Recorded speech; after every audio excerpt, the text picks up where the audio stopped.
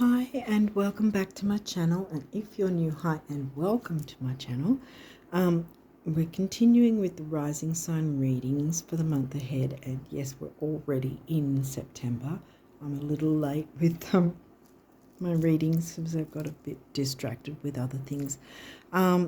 So we're up to the last but not least sign of Pisces rising.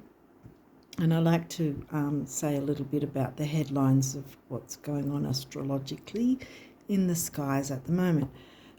So most of you would know that almost every planet is in retrograde. The sun and moon are considered planets in a chart, but they're never retrograde. Mars is not retrograde all this year, so he's not even in his post-shadow phase anymore. He's not retrograde because he retrograded near the end of last year, and he's going to be in retrograde near the end of next year in 2024. So we don't need to worry about Mars because he's direct. So he's going to be supporting us in that way.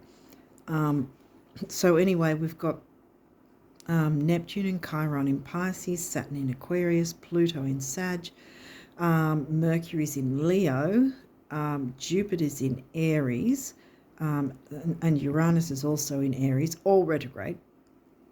Venus was retrograde, and she was retrograde in Leo, and then she moved back and dipped into the Cancerian home family sign, Cancer.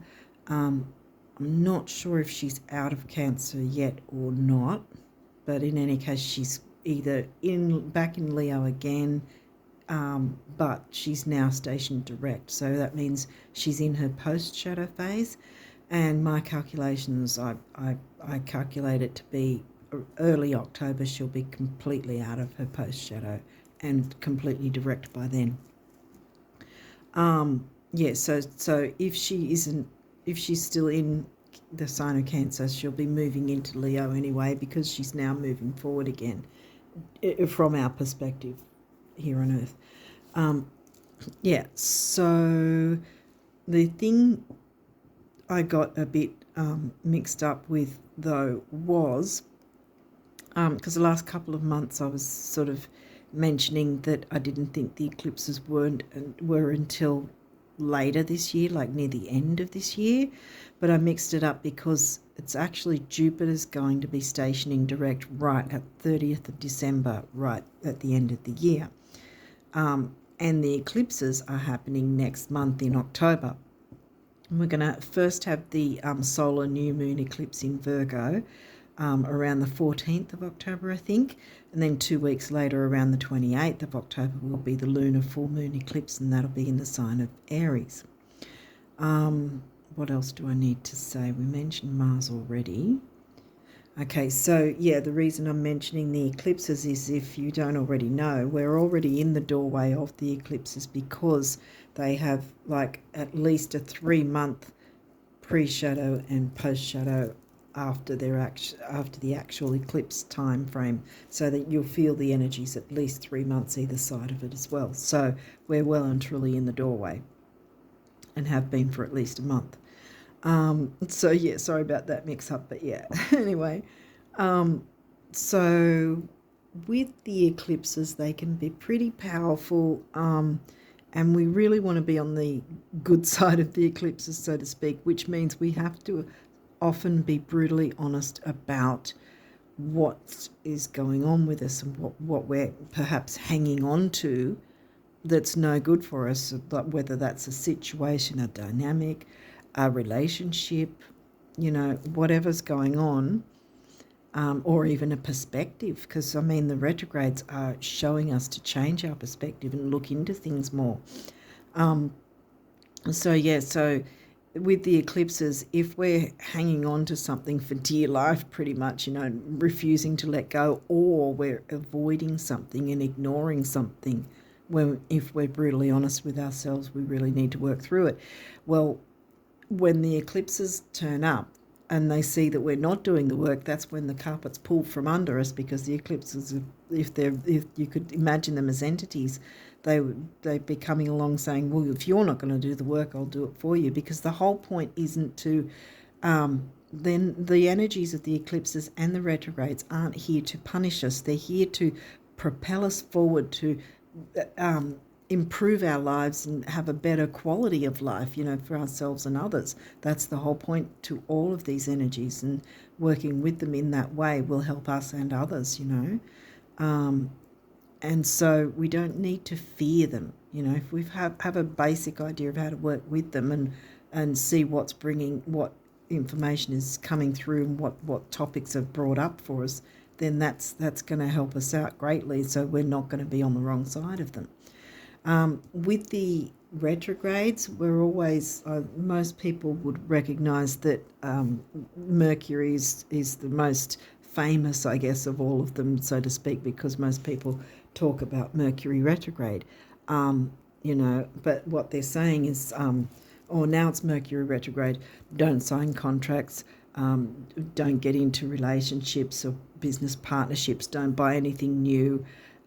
No, that's not exactly true. I mean, in some senses, yes, it is, and in others, it's not. The thing is, if we're going into, if we're going into a contract, like a business partnership, for instance, with rigid, specific ideas of how we want something to be, then that's, whether it's us or someone else, the other party or parties, then it's all going to screw up and turn sideways. And the same is with a romantic partnership. If one or either of us are going into it in that way, being rigid and not wanting to be open and flexible to grow, evolve, change over time together or whatever, if that's not the stance we're taking, then yes, it's going to go sideways. But on the other hand, if we're open to things growing, evolving and changing over time, which really all relationships do anyway, if we're open to that and not rigid in this is how we want things, then things will work out for us, and we can absolutely jump into a relationship during the retrogrades, no problem. If both parties are, open and flexible to growing and changing and evolving over time. And also with the idea of signing contracts, I've already touched on if someone's coming from ego as well, it's going to go sideways if it's just for the sake of status and appearances or whatever. If it's not genuinely helping both parties or whatever, however many parties are involved, if it's not genuinely wanting each other, whoever's involved, two or more people, whatever, in a business partnership and signing a contract in that sense, if they're not open to growing, evolving and changing over time, then it will go sideways. But if all parties are open to being flexible and, bringing in additions or tweaking and changing things over time, then it will work in everyone's favour. And there's no reason to fear going into partnerships and that sort of thing. And we're buying something new, for instance, again, the same thing. If it's just for the sake of status and showing people, oh, look at my money or look at what I've got, all this expensive stuff, then it's going to work against you. But if you're doing something where it's improving the lives of yourself and others, if it's improving the quality of life, then the retrogrades are going, yes, go for it, buy this new thing, it's not going to screw up because of why you're buying it. See, the thing is also with retrogrades, you may have something that you did buy that you're thinking, well, I don't really want this, so this isn't how... if there's something you've bought that you weren't happy with, a retrograde is a great time to be able to take that back and get your money back for it. Because sometimes things can happen that without it, for instance, say there was some sort of stipulation that a shop had or something where, if you bought a product, you couldn't return it or whatever. But during a retrograde, maybe the company changed hands and the rules were changed and now you can return your item, get your money back and everything's fine. Things like that can happen. Or, for instance, if there was some item you might have had your eye on that you thought, oh, I'd really like to have that, but it was out of your price range. Well, the retrogrades are showing you. See, this is the thing. The retrogrades can show you what's available to you. Then you can decide if you want to go ahead with that or you just, want to leave it. But the retrogrades are here to show you what's available to you with each planet and the sign it's in and where it's hitting your chart, depending on that. But yeah, it's definitely that's what each of them are showing you, a part of your chart and what's available for you in that area. What else? Yeah, so if you had your eye on something but it was out of your price range, suddenly it might be cut down in price, or there might be a closing down sale where it's like 50% off or 70% off even. Things like that can happen when it's a retrograde. So there's a lot of good that can come from the retrograde energies.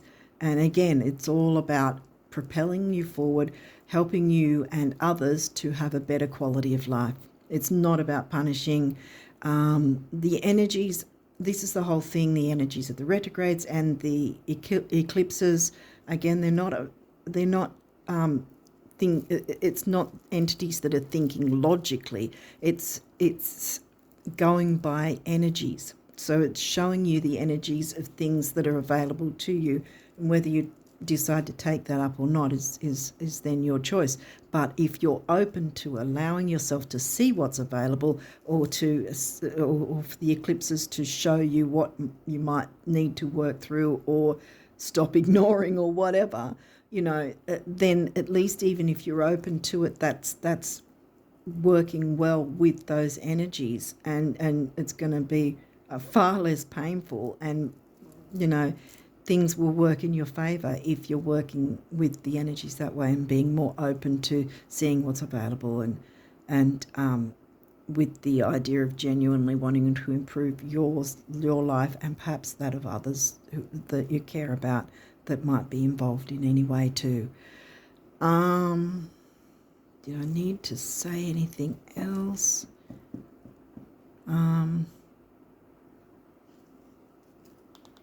I don't think so. I think I've mentioned everything. Uranus is also in Aries, also retrograde, and the only planet that's not retrograde is Mars.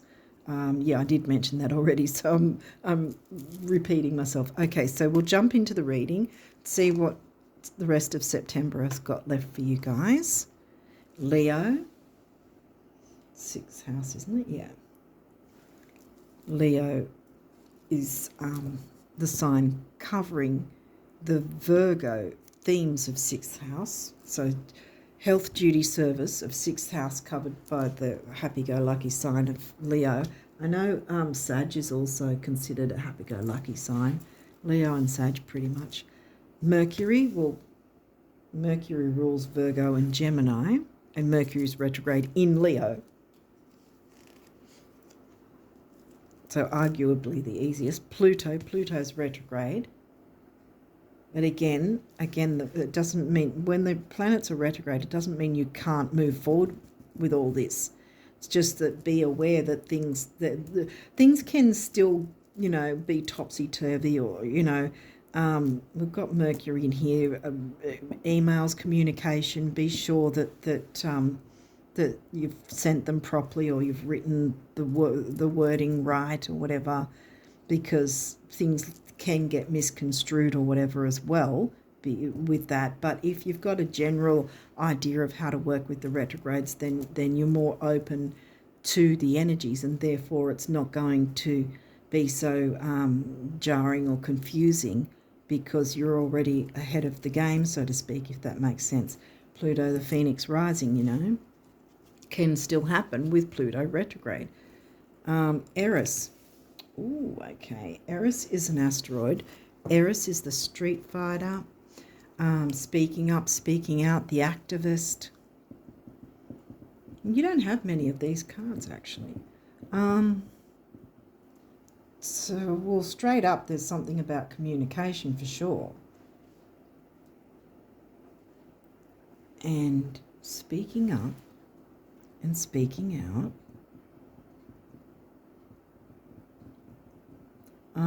Activism. It may or may not be about activism. It might just be about just that you need to vocalize yourself more. You need to get out there and communicate more, because it's going to be transformative and fun, because Leo's the fun sign.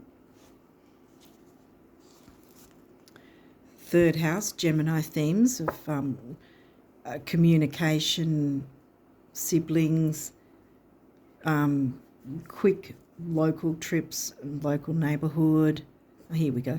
Your potential to learn something and your local neighbourhood, and also internet, because the Gemini theme is chatty. Mercury ruled Gemini. Also Virgo is ruled by Mercury. Third house is where Taurus for you, money and self-worth. Saturn. Saturn's retrograde. He's in Aquarius, which is also the communicative, like Gemini. Aquarius and Gemini are the most communicative of the, because Aquarius covers communities as well. The part of you that accepts challenge to gain wisdom. Saturn rules Capricorn and 10th house. Challenge to gain wisdom. Well, challenge doesn't have to be a negative thing. There might be some sort of challenge that you need to take up, to speak up, use your voice. It'll be transformative, yeah. 7th house, relating. Well, 7th house is actually in Virgo for you, because it's also your descendant. And the balance of ascendant versus descendant. Ascendant rising sign, descendant is your 7th house in Libra themes. Not in Libra, of course, it's in Virgo because it's your opposite sign. Your descendant is always your opposite sign to your rising sign. 5th house, well, here we go with Leo themes, Leo energy again, passion.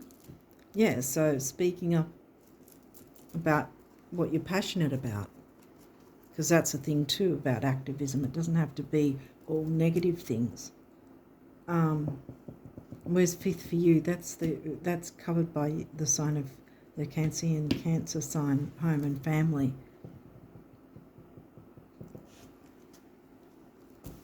An enjoyable time with home and family. Conjunction, empowerment. So far, I think we're getting good cards. Yes, we've got Saturn, but Saturn's retrograde, and also, as long as Saturn's happy if we're doing the work and moving forward, whether that's slowly or not, in increments. You've got quite a few of these cards, but you don't have many of the others. If there's any, there may or may not be reversals. We'll go through that, whatever comes through. Aquarius, collaborate, and this is right in the middle as well. Empowerment and collaborate. Okay, so there's communication coming in, fun, and the home family themes doesn't necessarily mean your actual home and family. It could be those who feel like family, and that's upright, see? So Pisces, sensitize.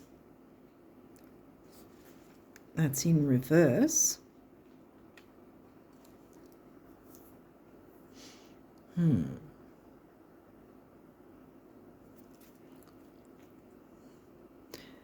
I think well,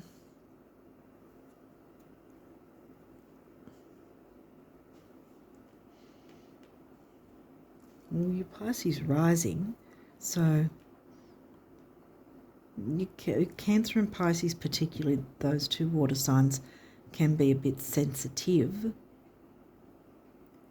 Whether that's saying to desensitize a little bit or to work on being a bit more sensitive towards yourself, perhaps. and or others. I feel like it's more, you're getting more of balance though, because you've got collaborate here, and I think that there's a lot of easier energies. So I think this is probably where before you were feeling the negative side of that.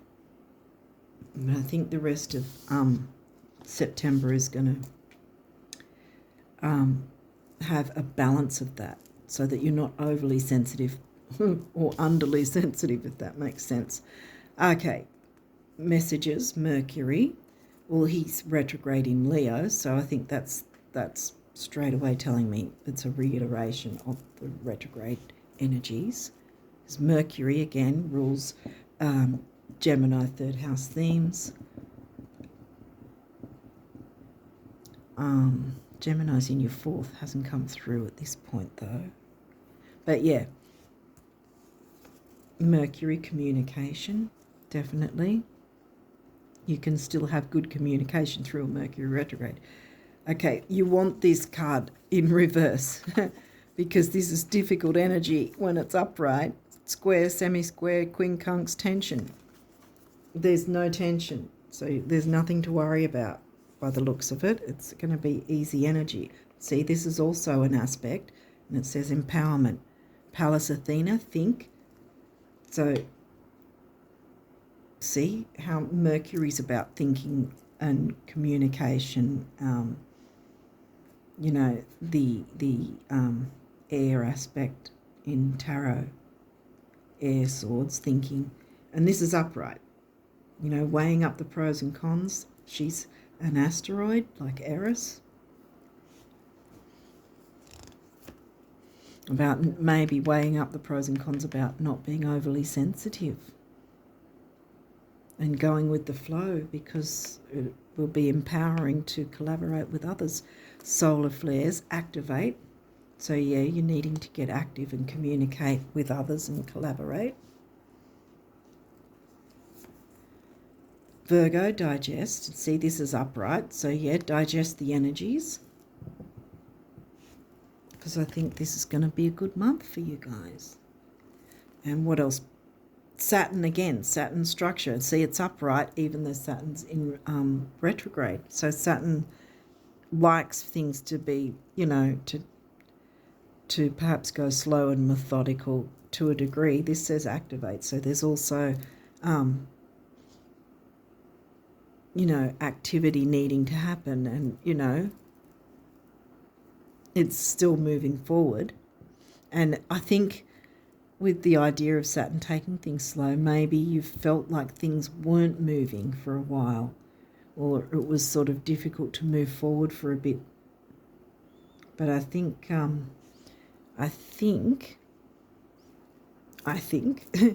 that that's not going to be the case anymore, because see, this is in reverse. And where was it? Empowerment. Yeah.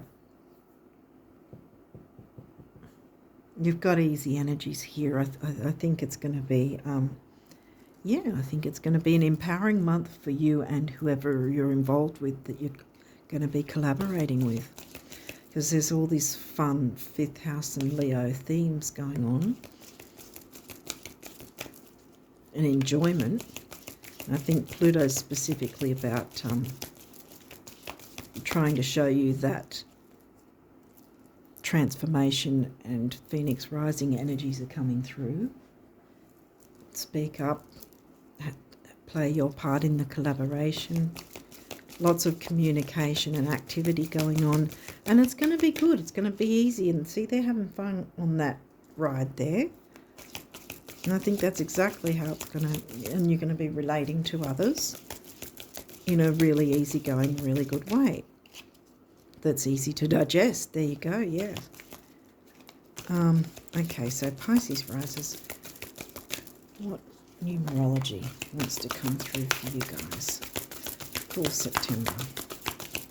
What's your numerology for September? Spirit, what do they do you want them to know? Okay.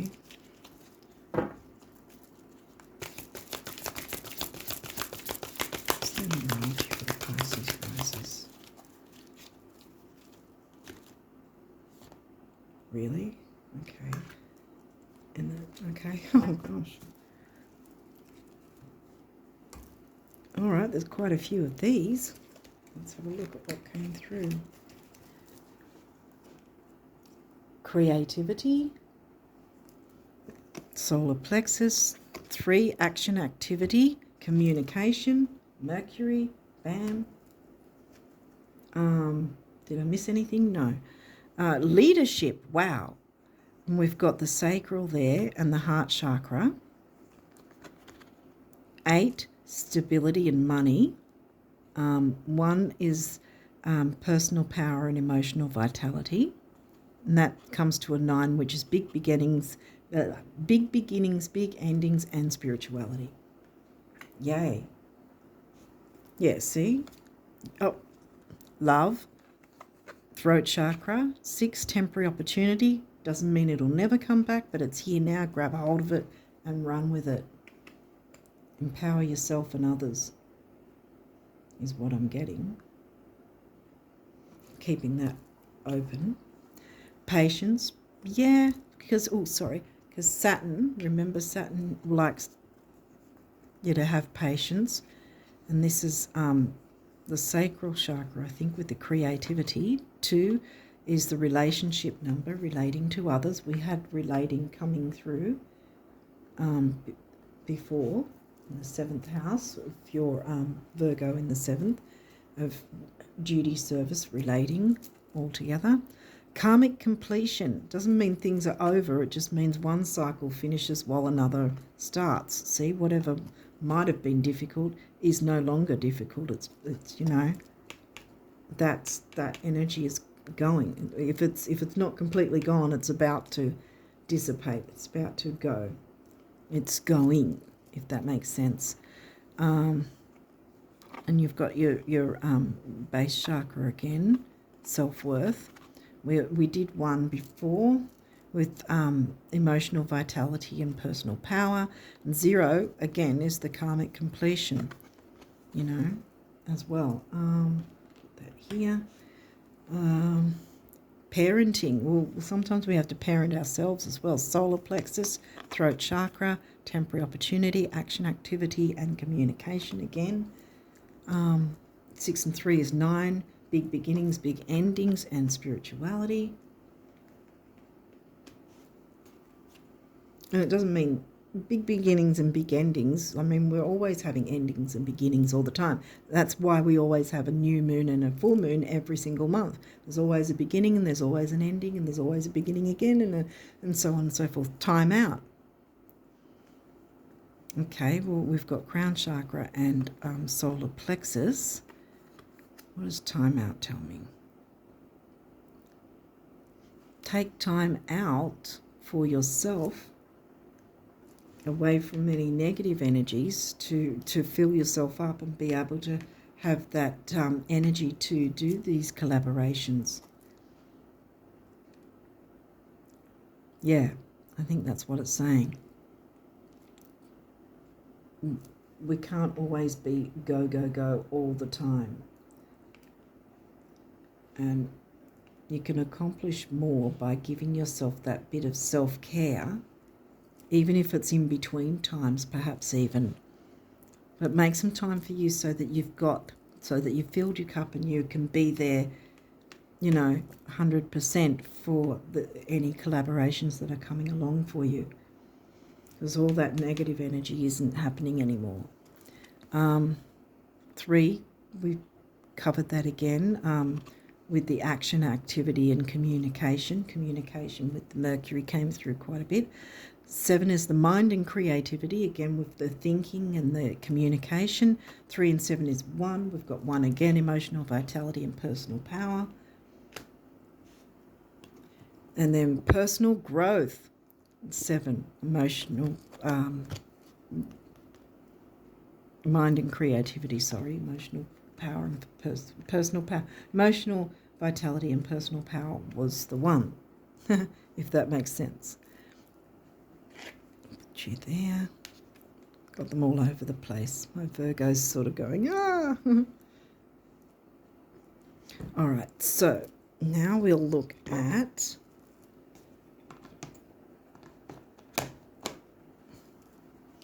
what does the universe want you guys to know about abundance for you for September? What do you need to know about abundance for September, Pisces risers? What do you guys need to know? Oh, I'll have to chase that one down.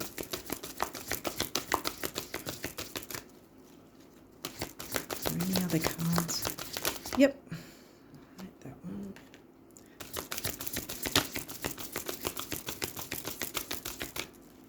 One last go. Oh, okay. And that one? Okay. I think that might be it.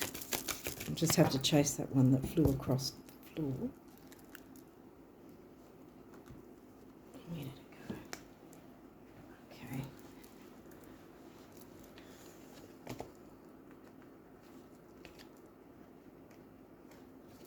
Wow, you've got a few here.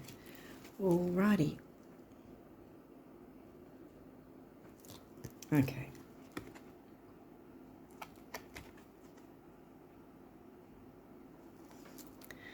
Just knowing that behind the curtains of time and space, good things are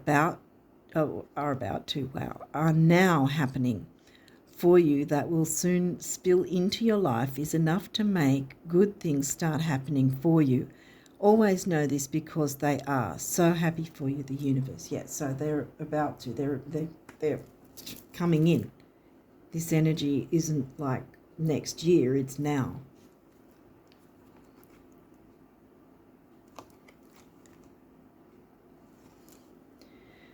Isn't it a hoot of all the people in all the world who truly get it, few actually give it to themselves. Here we go, fill your own cup. Yeah, time out, fill your own cup. Whatever it is you want, start. Give yourself compliments, praise and presents. Give yourself time, permission and love, hugs, kisses and smiles, winks, laughs and applause. And I will give you even more. Now, please, the universe. Yes. So the universe wants to give you even more. So start giving to yourself so you're showing the universe, this is, how I feel about myself. I feel I am worthy, and the universe picks up the energy and goes, right, this is what you want. Let's give you more of it. You don't want to be putting the negative out. You want to be putting the positive out. You're done with this negative energy. Fill your cup, get collaborating and experience the joy. Yay. And look, there's always, see, the trees growing towards the sun. And the sun, Leo themes again. Sun ruled Leo. If more people knew how admired they already are, they'd be even more admirable. Same for knowing how cool, fun, healthy, wealthy and wise they already are. And zippy. In admiration, the universe. Yes, the universe is in admiration of you guys. Jump in, because these energies want to work with you. Like I was saying with the eclipses and the retrogrades, don't fear them, because people who are saying don't do this, don't do that, they're missing at least another 50 to 75% of what the eclipses and retrogrades could actually do for them if they worked with them, Instead of focusing, like here, like we're saying, instead of focusing on the negative part, focus on all the positive and see how much more positive is going to come towards you.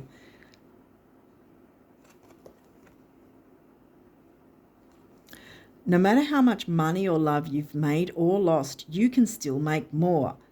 Get down on it, the universe. Bam. See, more money's going to be able to come in. Yay. To find out how much you've truly been blessed with in terms of love, time, energy, talent, joy, abundance, confidence, intelligence, wit, or any other quality, substance, or dispensation, give of it. Then you'll know what boundless really means. Tally-ho, the universe. Yeah. Because I think that guy Dean Graziosi said something about people who who complain of not having enough money haven't given enough away yet. So he says it's in some way like that. So in essence, it's sort of like give freely of what you can, and more will come back. You know, the universe will pick up on that energy and go, oh, you want more? There you go. Yay. And then last but not least is this one. So much more awaits you. There'll come a day when you look back at where you've been and where you now are and call these your warm-up years. More love, more fun, more friends, more laughter, more thoughts, more things, more, lots more. You're so cute, the universe. Yes, so more is coming. Trust in that and believe in that because, yeah, abundance is coming to you, my friends. And take that bit of time out to fill your cup and jump into collaborating with others because it's going to be really enjoyable time for you. Yay. Okay, so what do the guardian angels want you guys to know? Boom, trust, yeah. Is there any other cards? Anything else the guardian angels want you guys to know? Yeah, I thought so. Okay, I think we're done now.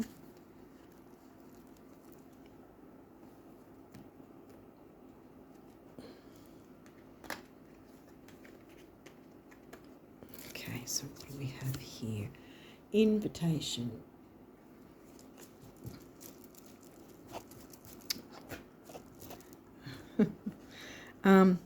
Invitation. We, your guardian angels, ask you to invite us into your heart. Talk to us at any time. Share with us your fears and concerns as well as your joys and pleasures. There is no need to be formal, for we have known you since before the dawn of time. In fact, we know you better than you know yourself, and we love you. There, I thought I was going to say that. Just as you are. You can take a leadership role in your own life and collaborate with others, empower yourself and others. Yay. Wow, look, positive change. Dare to be different. When you are criticised, remember that you will never please everyone. Many brilliant and gifted individuals were not fully appreciated or understood in their own lifetime, yet it is often they who have sown the seeds of change. Did we not get change somewhere? Thought we got change somewhere. Might be wrong. Might just be picking up on that particular energy. Well, it says positive change anyway. Trust. That was the first one I saw jump out. You are looking at a situation from a purely physical perspective, and therefore you cannot see the bigger picture and the blessings interwoven within this event. We, your angels, urge you to trust, for all will work out in the best way possible. Let go of your fear and apprehension, and allow God's healing energy to flow to you. Trust, for all will heal in ways you never thought possible. Yay. Last but not least, positive outcome. Yay. Wow, it's really good energies. Last couple of readings. This is really good. At this very moment, you are sowing the seeds of your future through your thoughts, feelings, beliefs, and attitudes. Whether through love, fear, or indifference, you are always creating something. So remember to keep your thoughts, beliefs, and attitudes positive, and you will create a positive outcome. I'm going to put that one there, I think. Empowerment all round. Yay. The difficult energy, I've got that almost completely covered because I think there's not any difficult energy to worry about this month or onwards, really. I think that the time is ripe for you and others to move forward and work together, because it's going to be an enjoyable experience and empowerment all round, you know. So, yeah. I think it's going to be a great month for you guys. So I hope this made sense, and you find this helpful, and that and hopefully I made sense earlier at the start with the explanation of how to work with the retrogrades and the eclipses. Hopefully I explained that properly. But yeah, so I think give yourself a bit of a time out to replenish yourself and have yourself in the prime position to collaborate and be empowered and empower others, and transform, yourself and others, really. I think this is going to be transformative for not just you, but whoever else you're collaborating with. It's definitely a lot of communication and Leo sort of energy wanting to come through, which is going to bring in the fun and enjoyment for everyone involved. Positive outcome, positive change. It's on the way, friends, for you and others. And on that note, I wish you all the best of luck for September and onwards. And until next time, bye for now.